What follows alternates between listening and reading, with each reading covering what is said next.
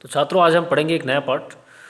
आपके गद्य भाग में पाठ संख्या 4 संगवदिया नामक पाठ दिया गया है, जिसके लेखक हैं फणीश्वरनाथ रेणु जी। फणीश्वरनाथ रेणु जी इस पाठ में संगवदिया की विशेषताओं का उल्लेख करते हैं, संगवदिया के महत्व को बताते हैं, गांव में किस प्रकार संगवदिया एक महत्वपूर्ण भूमिका निभाता है, और साथ ही साथ एक महिलाओं के अंदर किस प्रकार से सहन शक्ति की भावना होती है और विभिन्न प्रकार की चुनौतियों का सामना करते हुए संयम के साथ अपना जीवन व्यतीत करती हैं। इसके ऊपर भी प्रकाश डालने का प्रयास किया गया है। तो आइए देखते हैं। संगवदिया का अर्थ होता है संवाद पहुंचाने वाला, संदेश पहुंचाने वाला, समाचार पहुंचाने वाला। प्राचीन काल में, पुराने समय में गांव में संगवदिया बहुत ही महत्वपूर्ण भूमिका निभाते थे। वह एक गांव का संदेश दूसरे गांव तक पहुंचाने का काम करते थे। तो स्त्रियां जो है अपने पति के पास संदेश भेजती थी, बहनें अपने भाई के पास संदेश भेजा करती थी। जब डाक खाने की सुविधा उपलब्ध नहीं थी तो उस दौरान सारा समाचार जो है वह संगवदिया ही पहुंचाया करता था।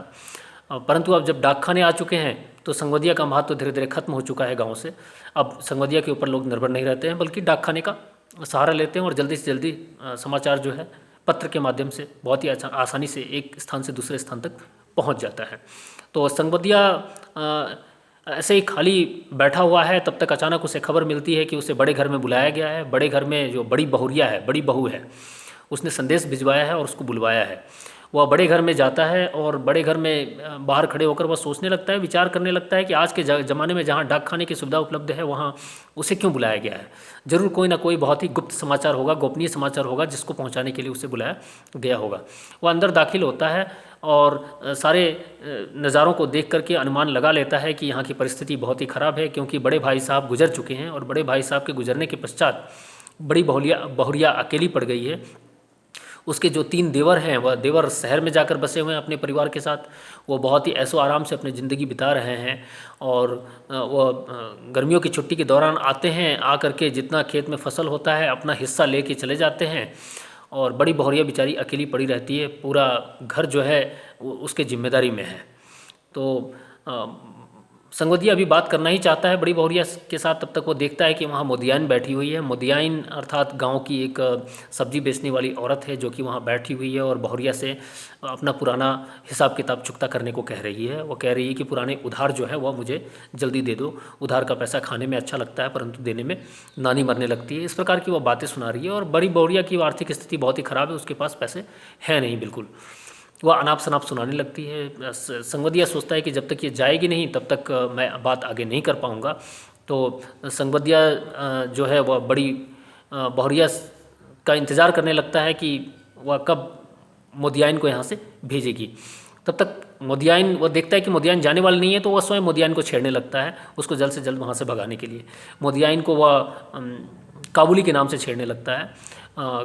काबुली के नाम से छेड़ता है क्योंकि एक किस्सा था कि काबुली वाला जो है अक्सर मोदियाइन के घर आया करता था, वहीं रहता था और वहीं रहकर वो पूरे गांव में सौदा बेचा करता था। वो गांव भर में अपने सामान बेचा करता था। एक बार हुआ ये था कि गांव के कुछ लड़कों ने उसको पकड़ के पीट दिया था और उसके पश्चात से वो दोबारा नहीं आता था, क्योंकि वो उधार में सामान बेचता था और जब पैसे मांगने की बारी आती थी तो लोगों से बदतमीजी करता था। बदतमीजी करके उनसे ज़ोर ज़बरदस्ती पैसे मांगता था, जिससे गुस्से में आकर कुछ लड़कों ने उसकी पिटाई कर दी थी और वो भाग गया था। और तब से मोदियाइन को हमेशा काबुली वाले के नाम से लोग छेड़ते थे, गांव के लोग जो हैं। मोदियाइन शब्द सुनते ही, काबुली वाला नाम सुनते ही मोदियाइन गुस्से से बिफर उठती थी, बहुत नाराज़ हो जाया करती थी।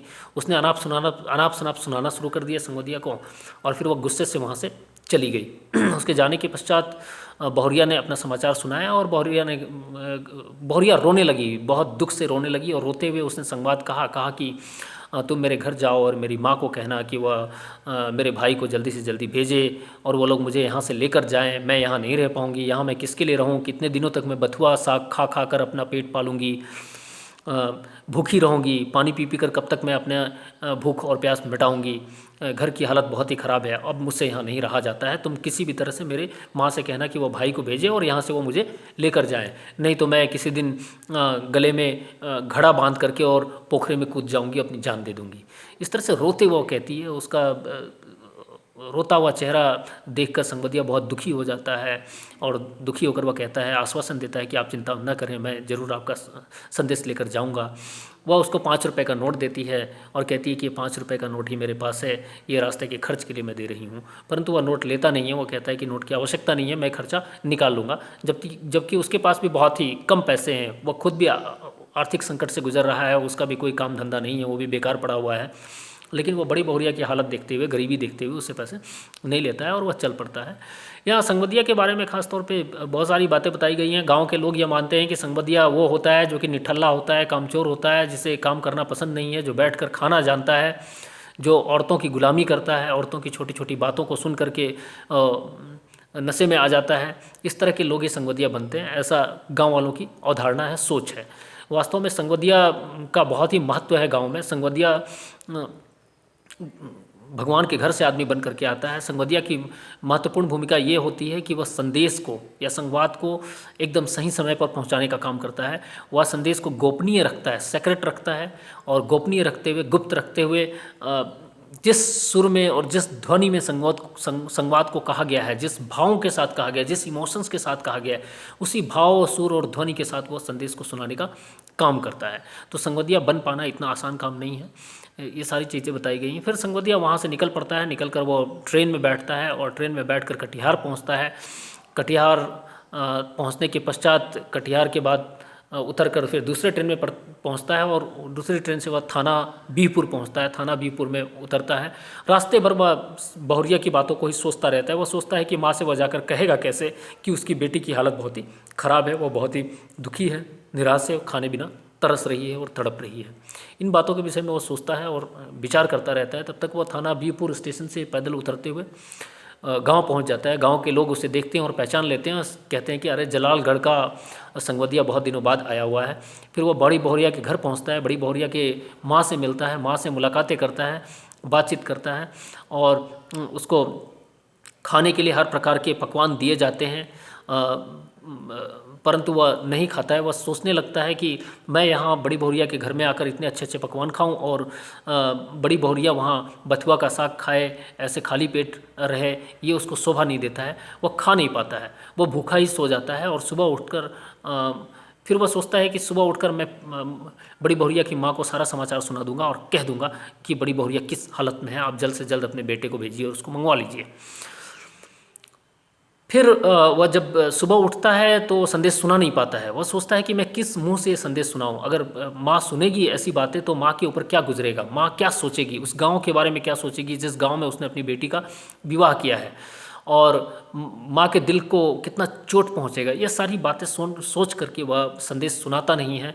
वह जब बड़ी बहुरिया की माँ पूछती है कि मेरी बेटी कैसी है, किस प्रकार से है, तो वह कहता है कि सब कुशल मंगल है, आपकी बेटी एकदम सही सलामत है, आपको चिंता करने की कोई आवश्यकता नहीं है। आगे कुछ महीनों में फिर वो आने की भी बात कर रही है, वो आएगी और आपसे मुलाकात भी करेगी। और फिर उससे रुकने के लिए कहा जाता है, परंतु वह रुकता नहीं है। फिर माँ उसे कुछ बासमती धान के कुछ चूरा देती है और वह चूरे को पोटली में बांध कर लटकाता है और वहाँ से चल पड़ता है।